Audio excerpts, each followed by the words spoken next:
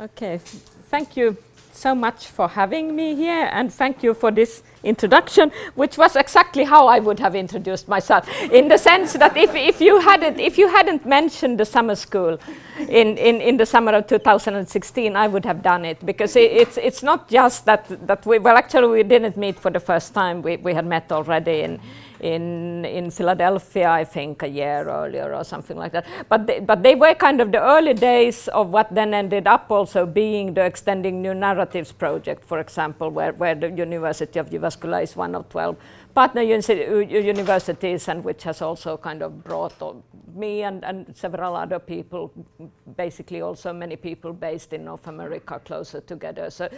And the summer school for me, it was extremely important in the sense that the curriculum we taught there, or the syllabus on readings, on what we call kind of early feminist writings, basically ended up being the research plan for the project, which I got funded from the Academy of Finland in 2022, and which I'm now running with really nice postdocs, which also include Elena Gordon. So that summer school was really important, I think, as a community building and learning process, also for many. And I met many of the grad students, of the early PhD students I met later on in these kinds of connections.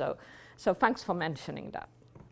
But then, without further ado, we will go for my paper, which is, as you can see now from this first slide, I added prejudice. So it was originally Epistemic Emotions in Pulandela Bars on the Education of the Ladies. But then when I wrote the paper, you give a title and you write an abstract, and then you start writing. But then when you start writing the paper, you might end up in different places. So what happened when I wrote this paper was partly perhaps that my original kind of hope or hypothesis, or what you want to call it, that I would find a lot of really interesting kind of epistemic emotions on the Education of the Ladies didn't turn out quite as I had been hoping. I did find them, but I found kind of other interesting things. So and then of course kind of I turned over a little bit in order to look at the concept of prejudice there, and the different kind of emotions that play in there. So that's why the title changed. But then I go, and I apologize for reading this paper. If I tried to talk freely, we would be here tomorrow morning. So for everybody's benefit, then I'm gonna read it. But I'll try to take it slowly. And if there's, you should just tell me to slow down if it's going too fast. So then first, a brief introduction. So in the mid-1670s, the French philosopher and theologian François Poullain de la Barre published 3 books in which he defended the intellectual abilities of women and argued for the equality of the 2 sexes. The second of these books, titled On the Education of the Ladies from 1674, consists of 5 fictive conversations between 4 likewise fictive characters. The conversations take place at the home of Sophia, who is introduced in accordance with her name as, I quote, a lady who is accomplished and so wise that she can be called wisdom in self. And even if I don't mention it every time, you will find all the quotes, basically, what I quote you find on the slides. That's basically what you find on the slide. So the conversations take place in the home of wisdom, and as a character, Sophia very strongly speaks the voice of wisdom.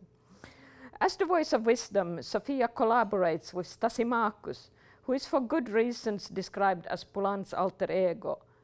He is a Cartesian philosopher and the author of the book On the Equality of the 2 Sexes, which is indeed Poullain's first book, published 1 year before On the Education of the Ladies. Stasimakos leads the conversation in accordance with a method of doubt, which blends Cartesian and Socratic elements, so he kind of leads his conversation in ways which have in places very strong Socratic connotations, and who encourages the other participants to draw conclusions which are also often characteristically Cartesian. When the epistemic emotion love is discussed at the beginning of the 4th conversation, this happens as an exchange between Stasimakos and Sophia. And here Stasimakos says, I quote, I'm talking about the great men of antiquity who defined wisdom as love of wisdom or the desire to acquire it. This is what bears the name philosophy, and we have from them, as we have that of the philosopher, the word for philosopher, which means the lover of wisdom and of reason. End of quote.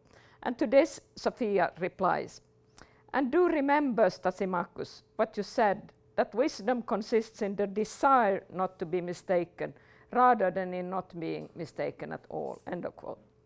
So in her reply, Sophia interestingly blends a Cartesian search for truth with a skeptical attitude towards the possibility of not being mistaken. So she's kind of leaving open the possibility that we might continue being. There's no cogito ergo sum here in the sense that there would be the kind of certain point. And so I want to highlight this passage for two reasons. First, it shows that Poulan was indeed familiar with the idea of love as an essentially epistemic emotion and with the ancient roots of that idea. Second, it shows that though strongly influenced by Descartes' philosophy, Poulan combined his Cartesianism with several other philosophical influences, not least with skepticism. Descartes also combined with skepticism, but Poulan does so more so, more open, it leaves it more open. So in addition to Sophia and Stasimachus, on the education of the ladies features two other characters who act in the roles of pupils, Eulalia and Timander. Timander is described as a perfect gentleman who is persuaded by reason and good sense, though he is also characterized by occasional vanity and unwillingness to give up his prejudiced opinions. At the very beginning of the first conversation, when Stasimachus arrives at her home, Sophia is trying to persuade Timander of the equality of the two sexes, showing Timander the book on the equality of two sexes, which will soon then be attributed to Stasimachus. So there's kind of playing on the book being by both Stasimachus and Poulan himself here. And here in this passage, Timander is described as extraordinary stubborn, not to yield to the claim about the wisdom or the equality of the sexes, despite the fact that he is given both the books and the examples of Sophia, who very much shows kind of equal intellectual abilities. So willing to be persuaded, so he's described as willing to be persuaded by reason, but simultaneously unwilling to give up his prejudices. And in this role, Timander is an excellent example of the persistency of prejudice. And on the education of the ladies is in many respects the educational journey during which Timander overcomes his prejudices. So we kind of read through his journey of learning. Eulalia, like Sophia, is characterized by her desire for knowledge, but contrary to Sophia's unquestionable love of wisdom, Eulalia's desire introduces the question of women's curiosity, about which we will hear, I'm very glad, during several papers later on during the conference. And so the question of women's curiosity, which was much debated in the Renaissance and early modern times. Eulalia describes her search for knowledge as that which has as its only aim rational thinking and as its basis a pure and honest love of truth. This is Eulalia's kind of self-description of her desire. But to which Timander replies, relying on common prejudice about women who search for knowledge, "I have suspicion," said Timander laughing, "that this so-called love is rather curiosity in your case." And to this Eulalia replies, "And if that were," so now I actually didn't switch the slide where I should have shit, but you have them here. So that's the stubborn Timander, and now we are with the curious Eulalia. "So I have the suspicion," said Timander laughingly, "that this so-called love is rather curiosity in your case." To which Eulalia replies, "And if it were, what would be wrong with that? If you are still under the misapprehension that curiosity is a defect and accuse our sex of it, talk to Stasimachus," who was also present there, "or consult his book," which refers to the equality of the two sexes, "and you will see how he justifies us and shows that curiosity is a great advantage."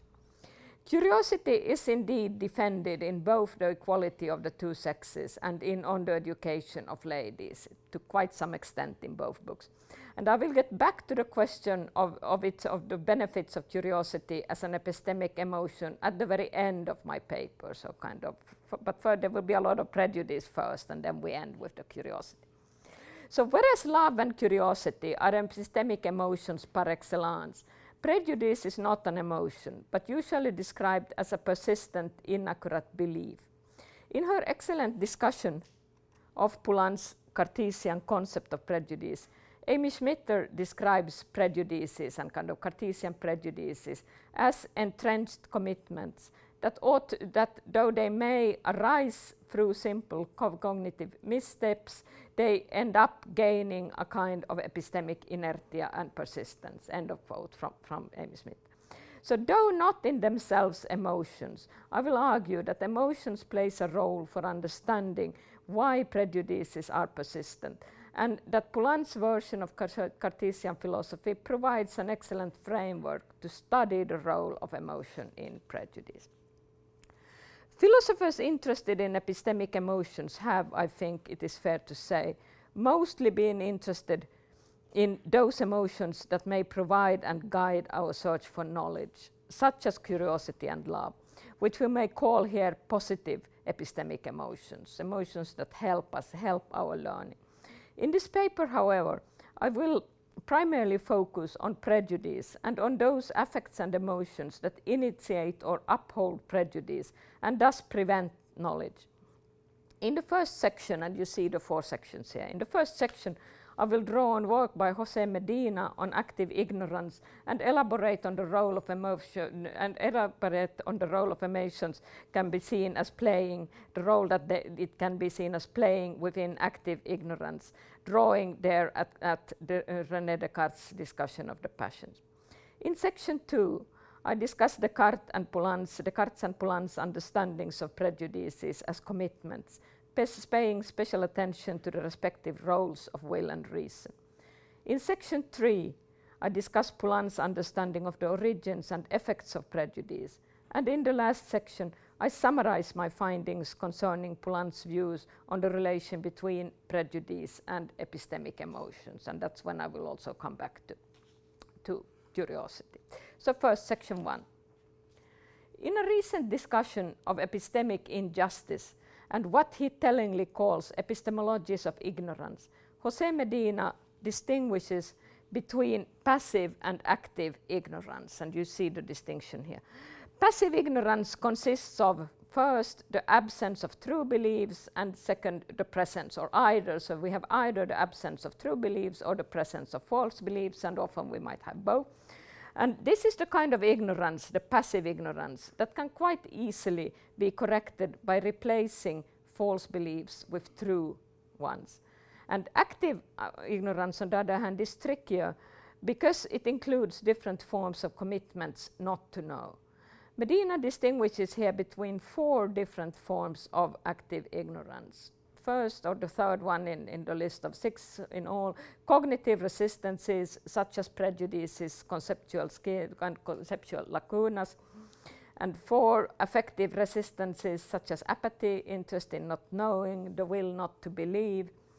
5, bodily resistances, which may come then together with the affective ones and kind of closely intertwined. Bodily resistances such as feeling anxious and agitated and red, and also kind of bodily expressions like feeling red in the face. And then 6, defense mechanisms, strategies such as deflecting challenges, shifting the burden of truth. And thus distinguishing between different forms of active ignorance, though distinguishing between different forms of active ignorance, Medina concludes that we need to consider these different forms of active ignorance together in order to grasp the nature and consequences of active ignorance. And here he points out, it's the first quote there, that active racial ignorance involves being cognitively and affectively. So you kind of, in order to understand what's actually going on in the active ignorance, you need to look at both the cognitive commitments or the cognitive kind of ignorances and the affective ones. involves being cognitively and affectively numbed to the lives of racial others, being inattentive to and unconcerned by their experiences, problems, and aspirations, and being unable to connect with them and to understand their speech and action. End of quote. So in this characterization, Medina does not refer to emotions in his description of active ignorance, but I want to claim that the concept of emotion is implicitly essential to his understanding of active ignorance. Many theories of emotion define emotions as including both a cognitive and an affective element, and some theories include bodily elements as well, though rarely as necessary aspects of the emotion. Descartes' theory, or not all theories of emotion, look at these bodily elements as necessary, though Descartes, to whom I will turn, indeed does so. So Descartes' theory of the passions of the soul may act as our example here for theory of emotions. Defining hatred, Descartes writes that, I quote, "Hatred is an emotion which impels the soul to want to be separated from the object which are presented to us as harmful." So the affective element here is the perception of something as harmful is a cognitive element. Our wish, our desire to stay, kind of detach ourselves from it, is an affective, what I would call an affective impulse. Here, the presentation of an object as harmful is then the cognitive perception, whereas the wish to be separated from what appears as harmful is an affective impulse. Descartes famously adds a lot of bodily aspects as well. And when it comes to hatred, we read, and now I'm not going to read all of it, but you can kind of compare this now with being red in the face, which you found in Medina's, and see that Descartes is kind of describing even much more than being red in the face. So there's really strong kind of different kinds of, so the pulse is irregular and weaker and often quicker, and your stomach goes out of functioning. And there's a lot of kind of really bodily things going on in this understanding of the kind of the bodily impressions, which go then together in this case then with the hatred, which is here described as an emotion.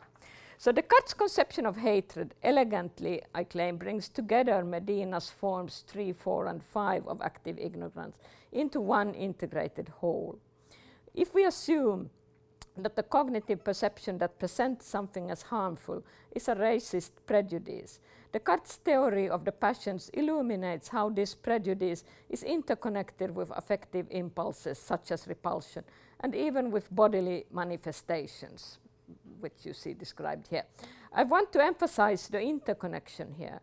Racist prejudice may often have its origin in affective attitudes and bodily experiences rather than in false beliefs, even if they end up including false beliefs as well. So I want to kind of defend an opposition where you can actually kind of start with the affective impulses, and then you add, after that, then you add the cognitive kind of, you kind of rationalize your bad feelings with it. And that's part of why this prejudice is also persistent, that they don't necessarily start with a cognitive belief.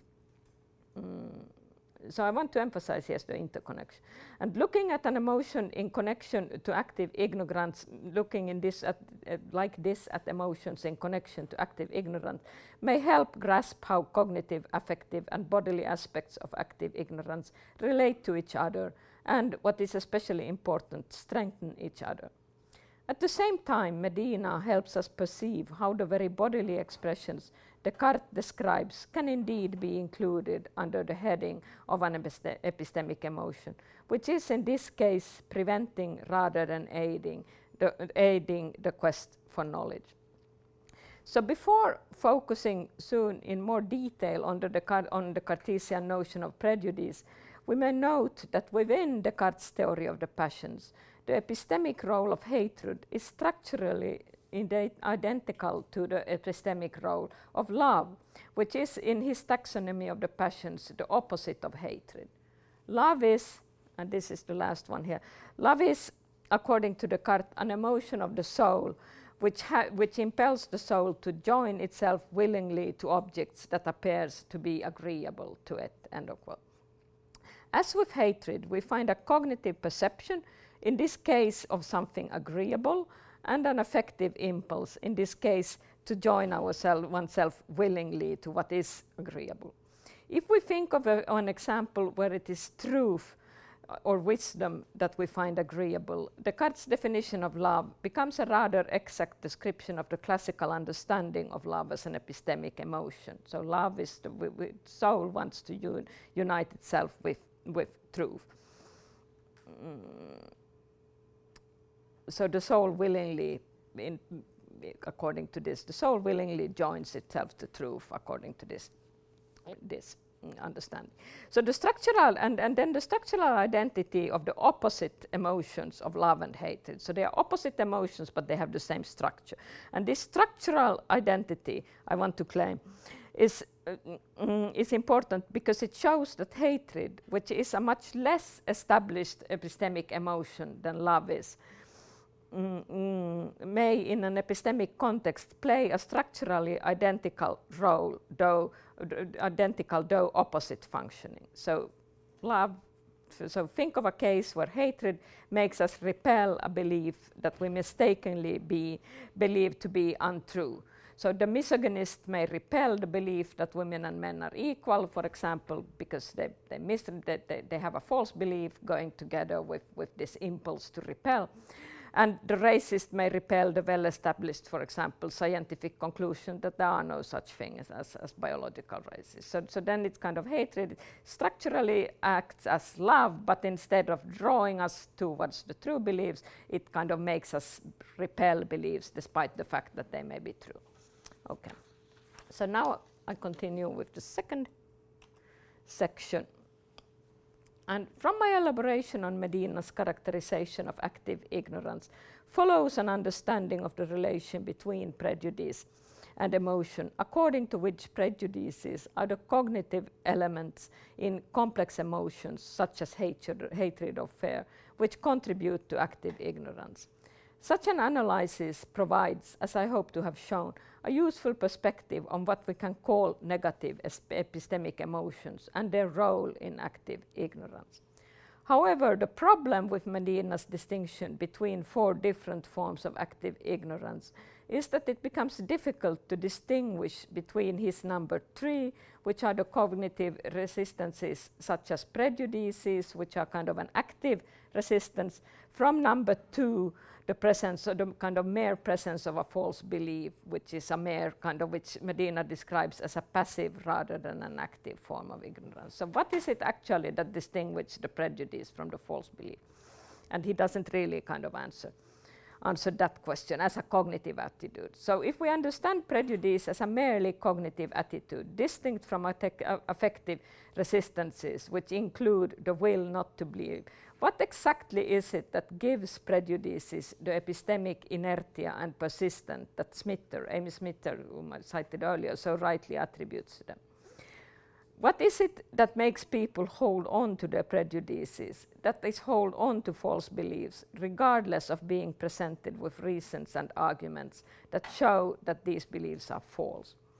In order to make sense of this inertia, do we rather have to conceptualize prejudice as in itself including some form of affective element? So rather than kind of distinguishing the kind of the cognitive aspect and the affective aspect, do we have to see them kind of as intermingling within prejudice? To address these questions, I now look at Poulin's engagement with Descartes' notion of prejudice. In her interpretation, Smitter emphasizes that prejudices show epistemic inertia because they are commitments that involve both a perception of the intellect and an act of the will, by which the person holding a specific prejudice has chosen to believe that a specific perception of the intellect is true, thus committing themselves to the prejudice in question. So we have a commitment. There is an act of the will which distinguishes, so here in Descartes, it's an act of the will which distinguishes prejudices as a form of active ignorance from Medina's false beliefs, which are only passively ignorant. The conception of inertia of prejudice follows from Descartes' notion of judgment, which has the same structure in the case of true as well as false beliefs. And here you have probably familiar to many of you, but here you have Descartes' definition of judgment, who in the Principles of Philosophy, Descartes writes that in order to make a judgment, the intellect is of course required, since in the case of something which we do not in any way perceive, so we need the kind of perception of the intellect, there is no judgment we can make. But the will is also required, so that once something is perceived in some manner, our assent may then be given. I won't read now the latter part of the quote, because this is the assent which is the important thing here. And then, as described in the latter part of the quote, in the case of erroneous judgments which give rise to false beliefs, they are made when the will assents to obscure and confused perceptions, which the intellect has not properly examined.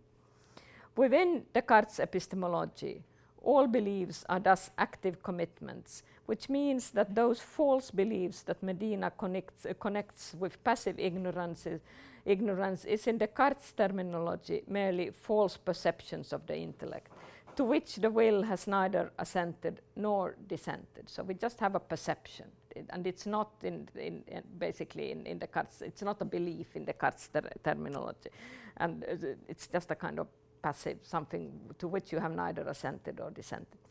These can indeed be easily rejected, since they do not involve the commitment of a belief.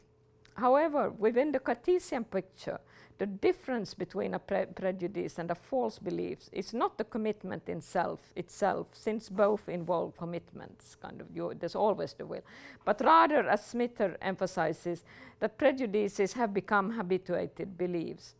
For Descartes, prejudices are typically beliefs that we have acquired without proper examination in childhood or later in life when receiving the wrong kind of scholastic educations, for example, which was what Descartes was very much arguing against. And in childhood, and they are often strengthened by unexamined passions and bodily sensations. Prejudices are thus both commitments and habits, and it is this double nature that makes them so particularly inert that we must engage in a radical method of doubt to get rid of them. Turning now from Descartes to Poulin's notion of prejudice, we must note that though Poulin's notion is strongly influenced by Descartes' view, Poulin does not adopt Descartes' understanding of the role of the will in judgment. And this is something I've been discussing at greater length in other publications. I'm not going to go into the details, but I think I'm going to show you the quotes which will, I think, convince you that Poulin doesn't really follow this idea of the role of the will. So Poulin does not adopt the understanding of the role of will in judgment. On the contrary, and as you see from the quote here, on the contrary, on the education of the ladies, Sophia points out that, I quote, since it is not our will but our reason that attaches our intelligence to a viewpoint, the intelligence would always be ready to detach itself when reason dictates it. And here, I usually haven't put the Frenches in here, but here I just put the French, the Notre Esprit here, because and that's a bit kind of important also from the point of view of Descartes, because it's the Esprit which is very often also kind of translated as the mind. So the intellect here, it's a question of attaching or detaching one's mind in the language in which Descartes is usually translated. I don't really know what would be better here, but it's a kind of a little bit broader the concept than the intelligence would be. So it's not just whether we are intelligent or not. It's a more broad notion of the mind. Okay, so as we can see, like in the case of Descartes, judgments are commitments, but they are commitments involving reason and then intelligence or the mind, and it is reason, not the will, which is the responsible agent. Furthermore, prejudices are thus commitments that originate in cases where reason is in one way or other malfunctioning. In what follows, I will argue that this malfunctioning is often related to the operation of what I have called negative epistemic emotions. So we kind of commit when we think something is right, but we are actually mistaken. So when reason is in some sense malfunctioning. So when perceived and now I turn. So this was Descartes and Poulan on judgment, and now I look in a little bit more detail on Descartes and Poulan on the actions and the passions of the mind, which is closely related but partially also separate. So when perceived from an epistemic point of view, Descartes' mind-body dualism is above all a distinction between those operations of the mind that depend on the body and those that do not. In the Passions of the Soul, Descartes writes that our thoughts are of, I quote, two principal kinds, some being actions of the soul and others is passions. Those I call its actions are all our volitions, for we experience them as proceeding directly from our soul and as seeming to depend on us alone or on the soul alone. On the other hand, the various perceptions and modes of knowledge present in us may be called the passions in a general sense, for it is often not our soul which makes them such as they are, and the soul always receives them from the things that are represented by them. So we have volitions which are coming from our soul alone. Then we have a lot of very different kinds of perception. Sense perception is just one category of the perceptions. Perceptions of the intellect are also passions in the sense that they are perceptions. So while the perceptions are always limited by what we can perceive, the will can, Descartes writes in Principles of Philosophy, in a certain sense be called infinite. End of quote. It is by its infinity and by its being part of a thinking substance that is ontologically distinct from the finite human bodies, that the will is, according to Descartes, unconditionally free. So because it's never conditioned by the body. Moreover, when making a judgment, the will is unconditionally responsible for its assent or dissent exactly because it's unconditionally free. In the case of prejudices, this means that humans are unconditionally responsible for their prejudiced opinions, because they would always have the possibility of kind of not assenting to the prejudice, and or which means in Medina's terminology, for their active ignorance. And I think this is kind of quite important. I'm coming a little bit back, but it is important to see that what comes from this unconditionally free will in Descartes is actually a very strong responsibility for our false opinions. There might be other problems with the view, but the benefit of the view is that it gives you this very strong kind of responsibility. So, however, Poulan does not pay similar attention to the infinity of the will or to its ontological independence of the body. In addition to leaving the will out of his definition of judgment, he diverts from Descartes' strict distinction between the actions and the passions of the mind. When discussing the capacities of the mind on the education of ladies, Poulan makes Thrasymachus say, and I quote, "As all the actions of the mind, limited though their number is, depend on the participation of the body, it is essential to understand the contribution of the latter." So we must understand kind of what comes from the will. Later in the same fourth conversation, Thrasymachus points out that, I quote, "most people confuse the soul with the body, both because of their proximity and because of the relationship between them, which means that the one almost never acts without the other." So Descartes would agree now with most of what's said here, but he would distinguish between those cases. So he would kind of take one more step than what Poulan actually does. So he would distinguish between the cases when it's the mind that is the agent, and the cases when it is the body which is the agent. So both kind of warn for confusing the two, but Poulan does nowhere in his writing kind of actually make the distinction between what comes from the soul and what comes from the body. So the latter passage is in many respects very similar to Descartes' discussion of why people tend to confuse the actions of the mind and the body. Like Descartes, Poulan clearly conceives the mind and the body as distinct entities, as you see from the quote. But contrary to Descartes, he does not distinguish between the actions of the soul, that is, volitions, which originates in the soul itself, and the passions of the soul, where the body acts on the soul.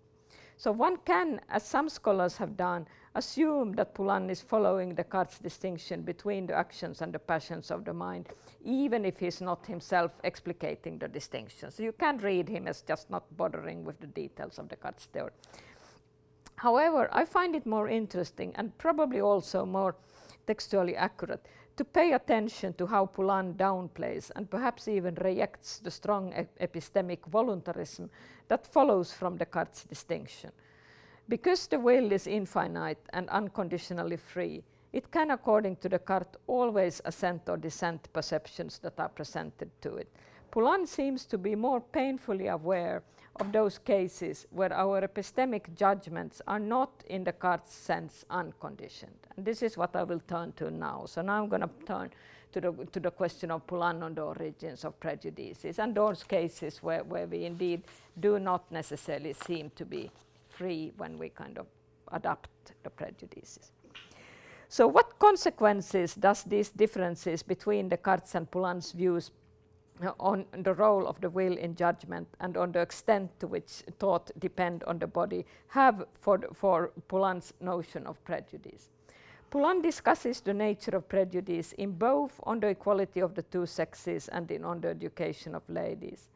The latter book defines prejudice in its very preface as, I quote, judgments made rashly and without examination, or sentiments, opinions, maxims embraced without discernment. This is still something Descartes would claim as well, but with some other kind of detail. On Equality of the Two Sexes includes a detailed analysis of the historical origins of the prejudice that women are inferior to men. I want to put special emphasis on two features of this analysis. First, when discussing why prejudices about the inferiority of women are so old, strong, and universally spread, Poulan writes, and I will read most of this long quote, but not quite everything, so I'll make a couple of jumps. So this view is all the more easily justified when we consider the way women themselves tolerate their situation. They see it as being their natural place, either because they do not think at all about what they are, or, and this is the really important point, or because they are born and raised in a state of dependency, they share the male point of view. And this is actually why Simone de Beauvoir quotes Poulan de Bar, and why I asked the recent paper in the British Journal on Poulan de la Barre and Beauvoir to be mentioned here. So I discuss kind of from a different point of view, but similar questions in that. So there's the kind of awareness of what dependence does to our freedom. And then there's this opinion, the prejudice about, and this kind of happens. So despite the fact that this is actually not the case, this opinion, however, like most of the ones we hold about custom and usage, is pure prejudice, and it is dictated by superficial appearances rather than with close analysis. We would certainly reject it if we took us the trouble to go back to its origins. End of quote.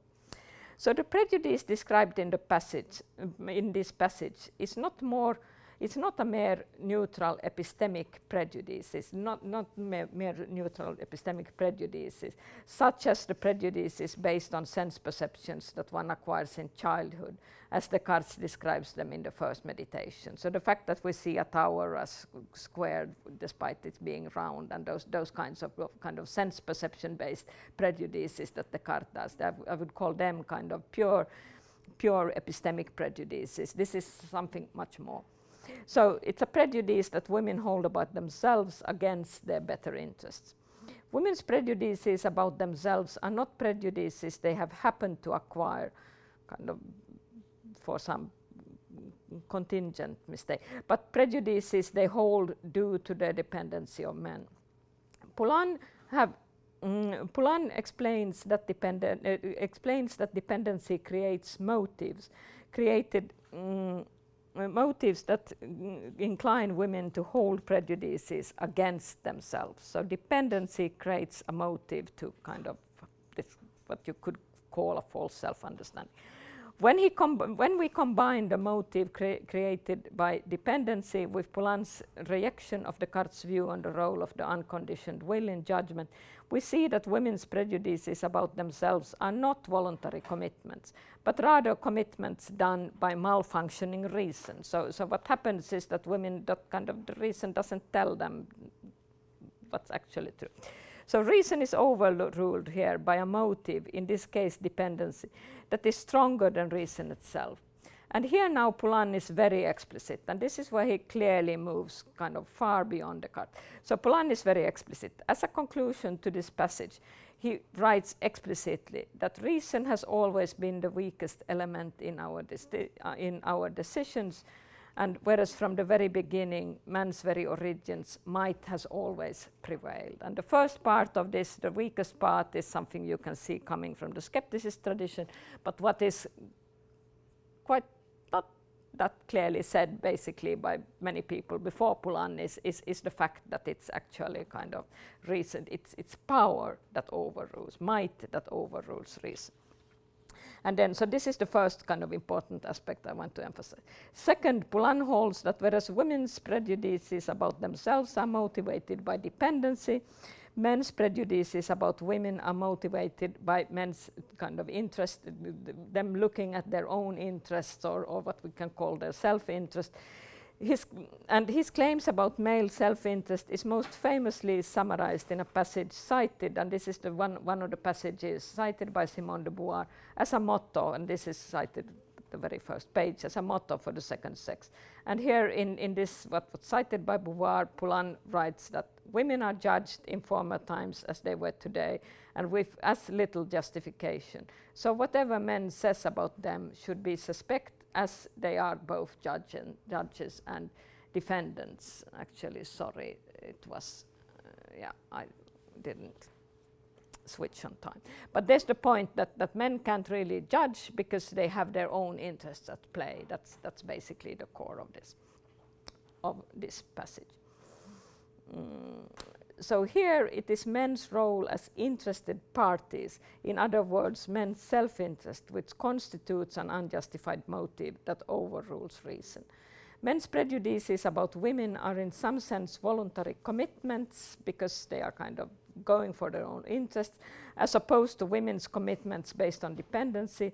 But as in the case of women's prejudices, these prejudices originate in a weakness of reason. So reason loses, and this is because Poulan thinks that if reason wouldn't lose, reason would show that it's in the common interest that we treat men and women equally. So that's the kind of that's what reason tells us. But here the kind of the male self-interest overrules reason.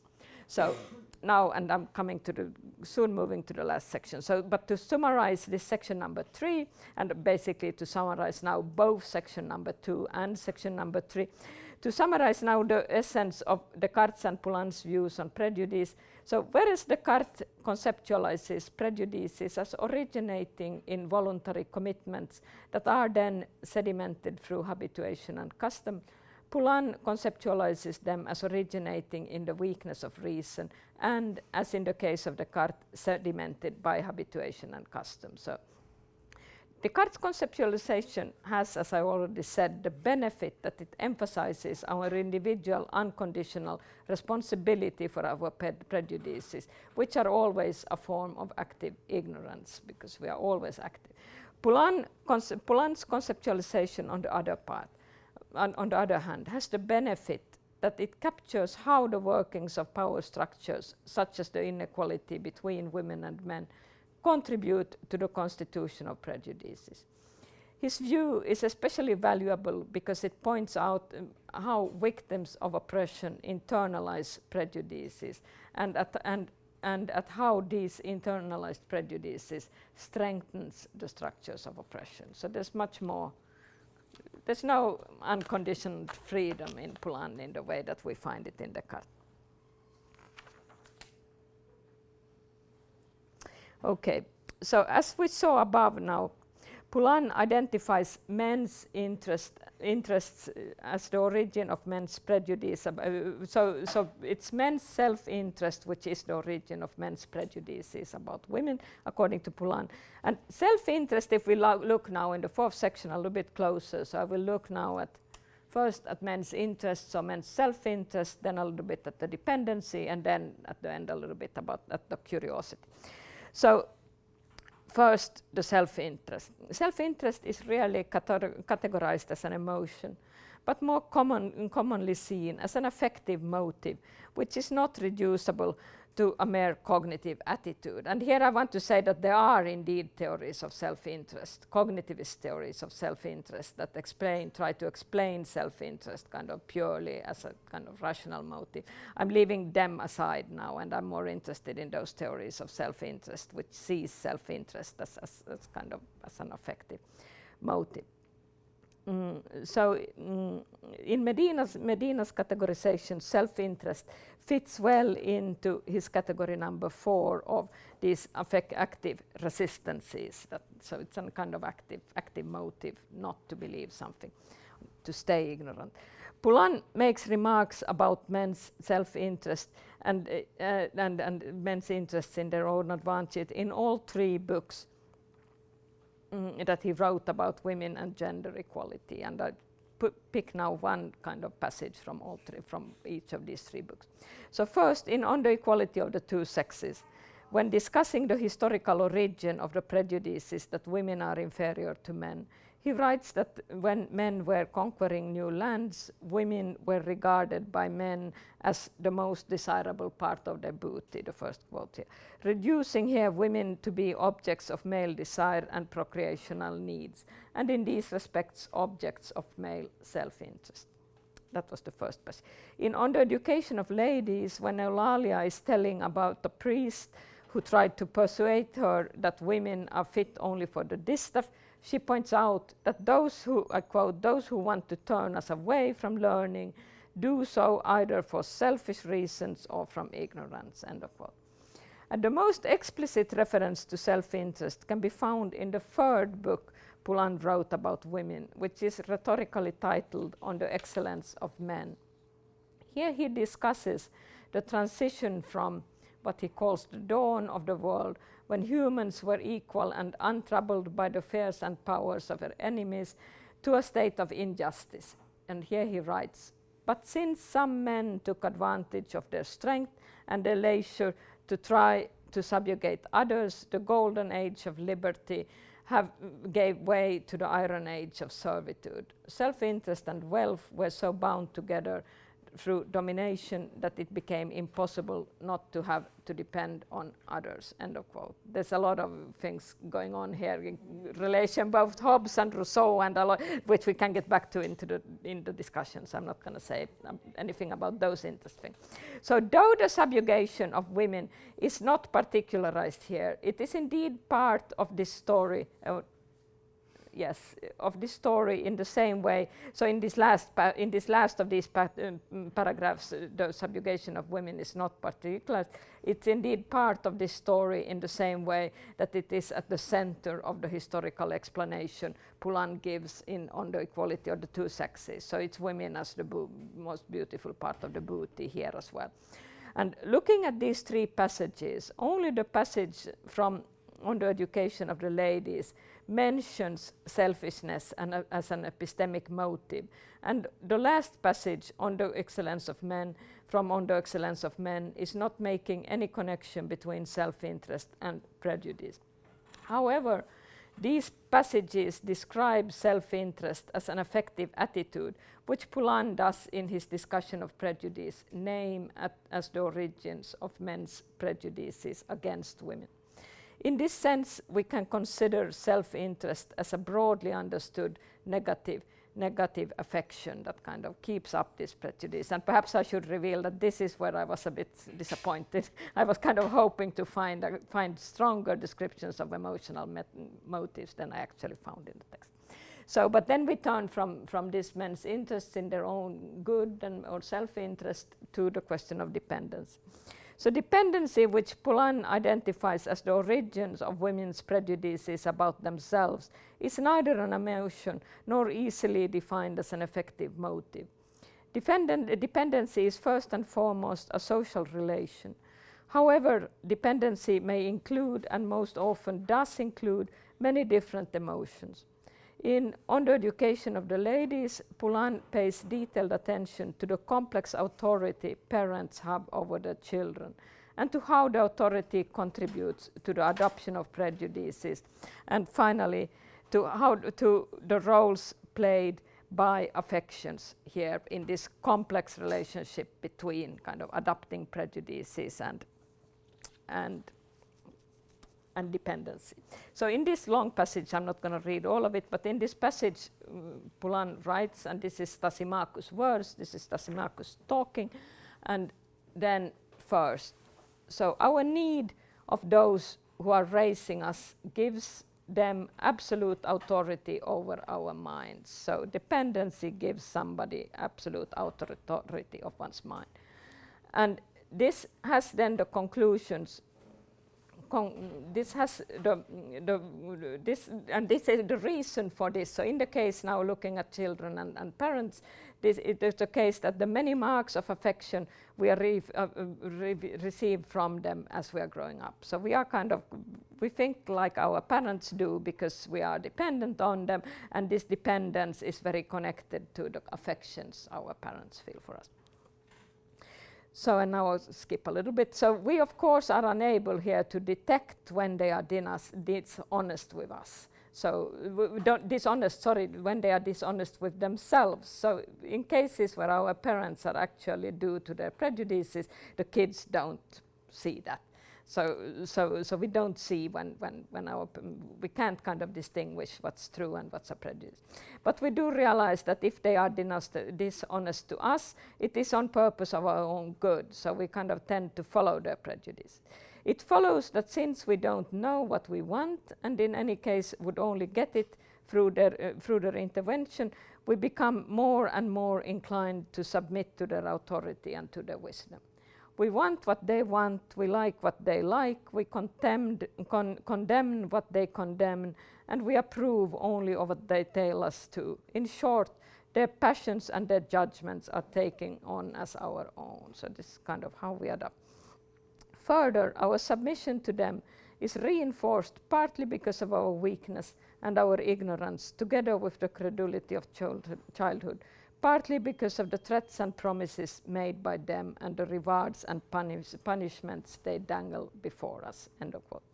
So here we see how parents' affections for their children, which are in themselves indeed positive emotions, become negative epistemic emotions when these emotions incline us to approve of opinions and adopt judgments that may very well be and often are prejudices.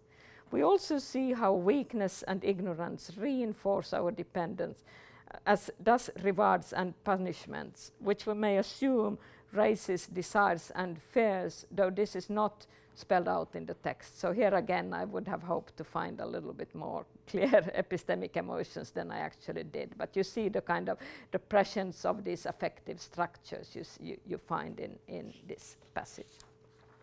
So now to conclude, coming back to curiosity. To conclude, I will now look at Poulan's discussion of curiosity very briefly. We are very close to finishing.